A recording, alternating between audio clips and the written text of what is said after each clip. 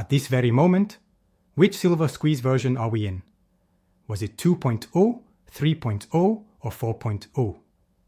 I am uncertain, but one thing is certain. In hyperdrive, it goes, possibly even on a prohibited substance list. Today, silver's price exploded, and in this video, we'll explain what happened while we investigate. Without a doubt, silver has had an extraordinary month. The price of silver has been extremely volatile and has been steadily rising. As we saw, it was close to $54 in the past few days before taking a huge tumble. Just as I am recording this video, just moments before the markets close, the bid price for silver is $53 and the ask price is $53.12. Today, silver has climbed more than 3%. Considering the current state of the market, the 12-cent difference between the bid and ask is somewhat unexpected. But that's the reality we face every day, and I'll also be discussing another reality we face: constitutional silver. Be on the lookout, for this tube of magnificent uncirculated dimes is about to undergo a transformation. Keep watching the video for that. Here I'll be citing an article by Adrian Ash that explains the current price movement of silver and provides some background on what's going on. Additionally, gold fared really well. It's currently up more than $4,200. As a fantastic business with lightning fast shipping and first-rate customer service, Summit Metals is the channel's sponsor. You can view them by following the link provided in the description down below. As the industrially used precious metal soared to another new record price with gold on Wednesday, the silver squeeze in London bullion trade persisted, and worldwide stock markets recovered to a one-week high. A 148-point rise for the Nasdaq and a small decline for the Dow Jones Industrial Average indicate that the stock market has recovered from the fears of Chinese tariffs, but there is no doubt that the silver market is very much alive and well today. With a small decline in the dollar index and an increase in silver, the S&P 500 has risen 26 points today. According to visitors of London's LME Metals Week, energy trading companies are gaining new flows due to the boom and volatility in precious metals and base metal prices. Just so you know, that's the London Metals Exchange. At about $62 per barrel, crude oil also hit a 5-month low. Presently, the price of oil has dropped. Standard crude is now selling at $58.57 a barrel. The price of copper has also risen, with futures contracts showing a price of nearly $5 per pound. In contrast, the price of silver has fixed over $52.46 per troy ounce, marking its 4th consecutive record benchmark figure. Gold also surpassed $4,200 at lunchtime in London, the global trading and storage center for precious metals. On Wednesday, however, the annualized rate of 1-month gold leases in London fell from 0.6% to 0.3%, making it 2 weeks in a row where the rate has been positive. Meanwhile, silver 1-month lease rates fell to 14.1% overnight, before climbing back up to 24.2%, which is still quite high and indicative of the tight silver market conditions. Tight is the operative term. The precious metals market in London is under unprecedented levels of pressure, particularly on silver. It's currently at an all-time high. On the December COMEX silver's contracts, which were trading at $1 below wholesale bullion prices, the gap to London pricing in New York silver futures extended by 0.10 per ounce. Actually, the current futures price is $52.54. That is a reversal of direction that has persisted. There was a little increase in the overall volume of gold and silver traded on London's bullion market last week. Updated information from Wednesday shows that the LBMA was up 2.1% by ounces and the Trade Association was up 0.9%. This followed a 24.4% increase in gold trading and a 21.5% increase in silver volumes and pricing the previous week.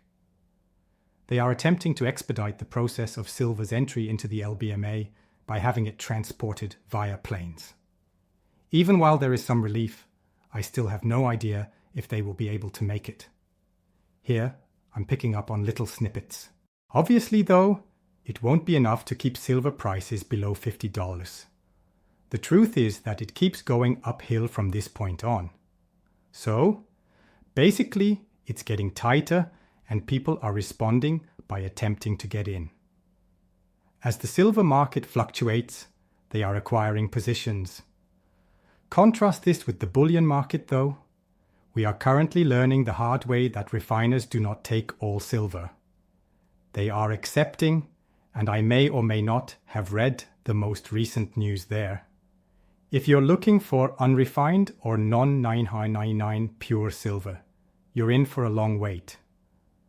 Some stores across the nation, and maybe the world, find it challenging to transport even that. My neighborhood coin store is the only place I'm considering. The London Bullion Market Association is reporting that physical bullion is hard to come by and that lease rates will remain high due to the ongoing market tightness.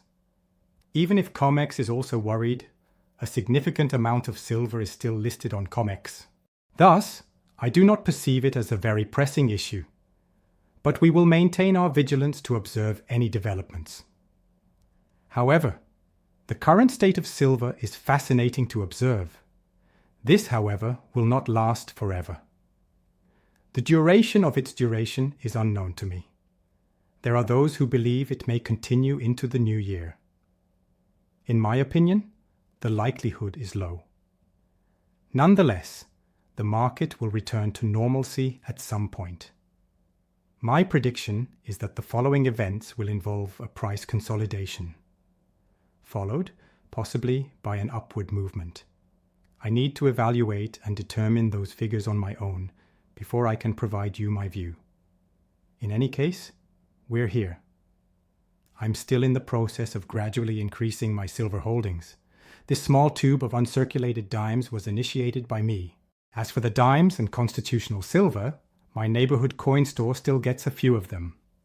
They're not just buying it, they're also selling it.